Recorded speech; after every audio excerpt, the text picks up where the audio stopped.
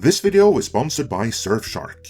Over the course of Disney's showcase event D23, the world learned of more details about upcoming projects from Marvel, such as the Thunderbolts and Secret Invasion, as well as more details about upcoming Star Wars projects like Ahsoka, none of which really made any waves.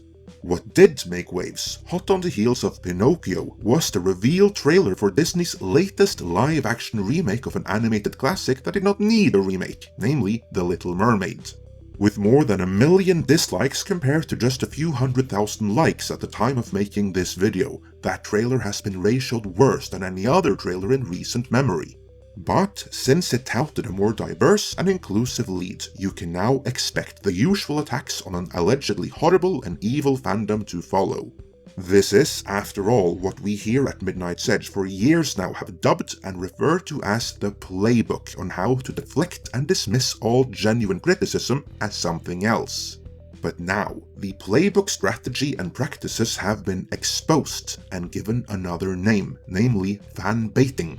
And in this editorial, I will go through that exposé, add some detail to it, and finally point out the one serious flaw with it.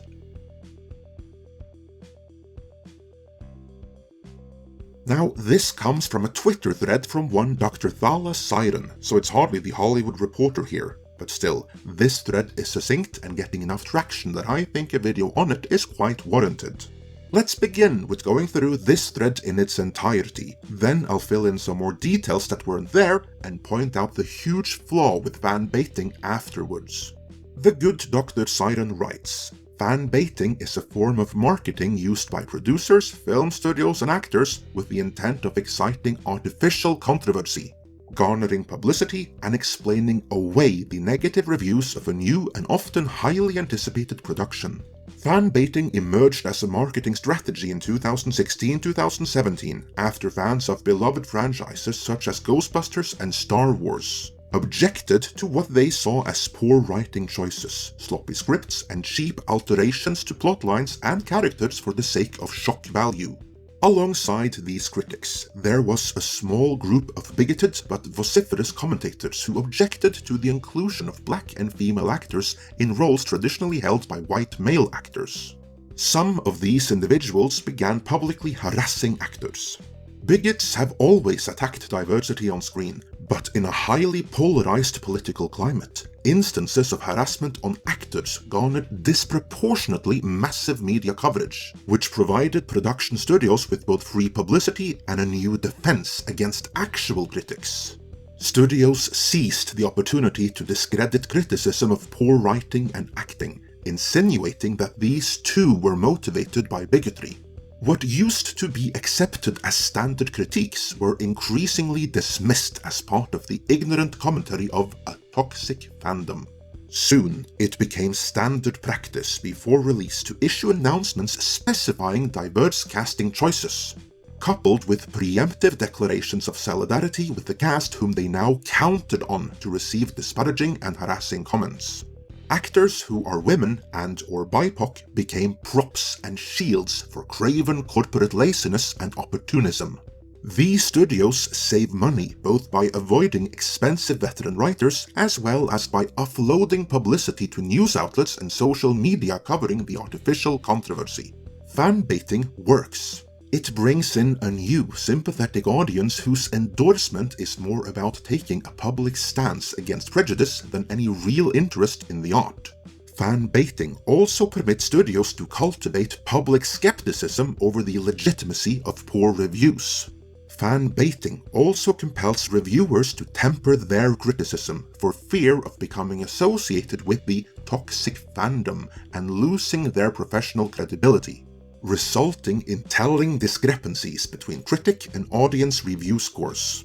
The true nature of fan baiting is never so clear as when a script is well crafted and audience reviews are accordingly positive, exposing the announcements, declarations of solidarity, and brooming of skepticism for what they really are: cynical corporate marketing tactics.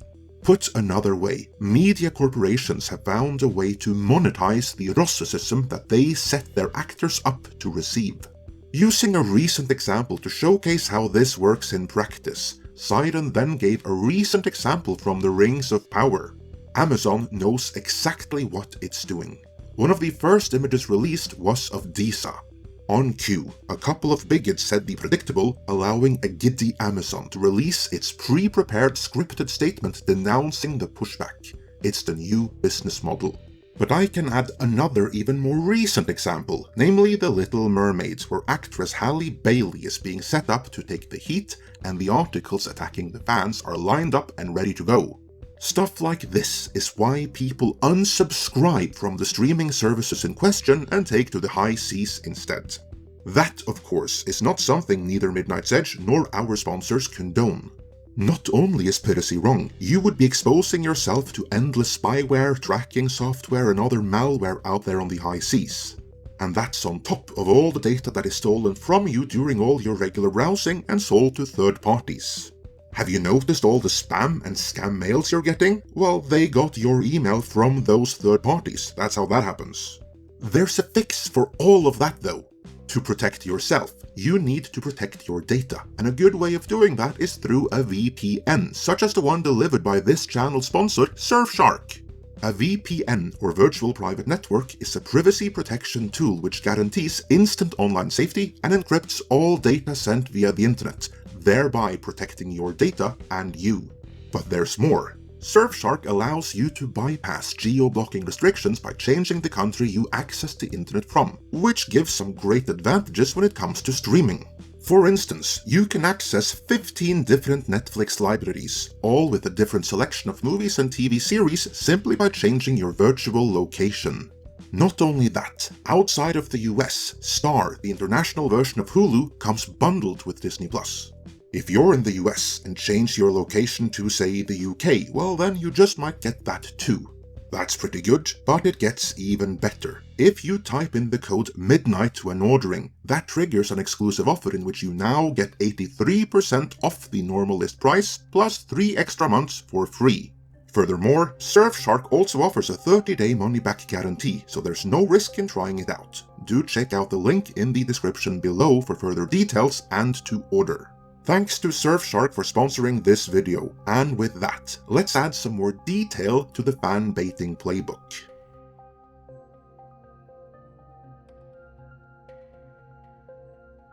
Dr. Thala Siren claims that fan-baiting emerged as a marketing strategy around 2016-2017, but here I'd like to clarify that's when it was perfected. When Paul Feig's Ghostbusters was released and marketed in 2016, the marketing team had the attacks on the fans pre-planned, because they already knew how to do it. Patient Zero was Josh Trank's Fant 4-stick. For the only contemporary record of that, from when it happened, check out our playlist dedicated to Trankgate.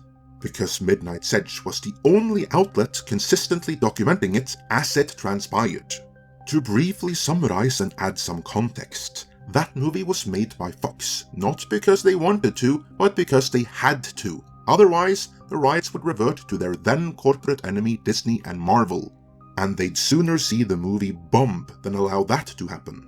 So they waited until the very last moment to do anything, and then they hired the hottest IT director of the week when they could delay getting started no longer.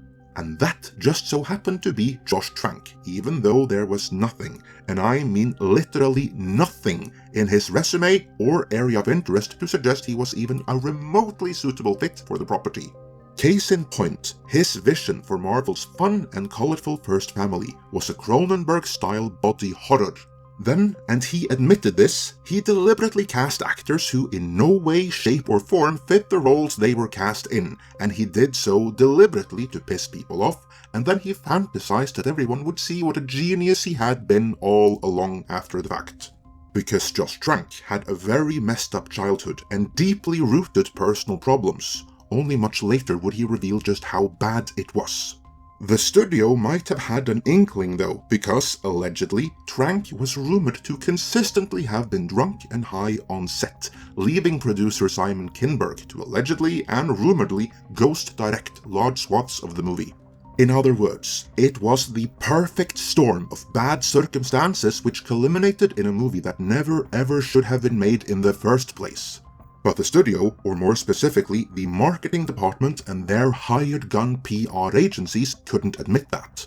They needed some way to deflect from the entirely justified criticism leveled against the movie while it was in production. They found it in Michael B. Jordan. Now remember, everyone in the movie was miscast, and intentionally so. Not a single one fit their roles, but Michael B. Jordan happened to be black, and of all the justified complaints leveled at the movie, a tiny fraction were aimed at him and taken too far. The vast, overwhelming majority of fans were, if anything, supportive of Jordan in this matter, and pointed out that there was enough other matters to complain about here, so focus on that. But it didn't matter.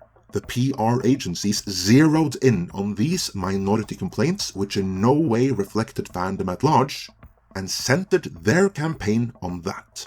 From then on, every single complaint, no matter how justified, was dismissed as Rossism. Similar tactics had already been used on TV and other platforms, but in blockbuster cinema, Fan4stick was patient zero. But Dr. Thala Siren made another claim as well, and that claims need some considerable adding to.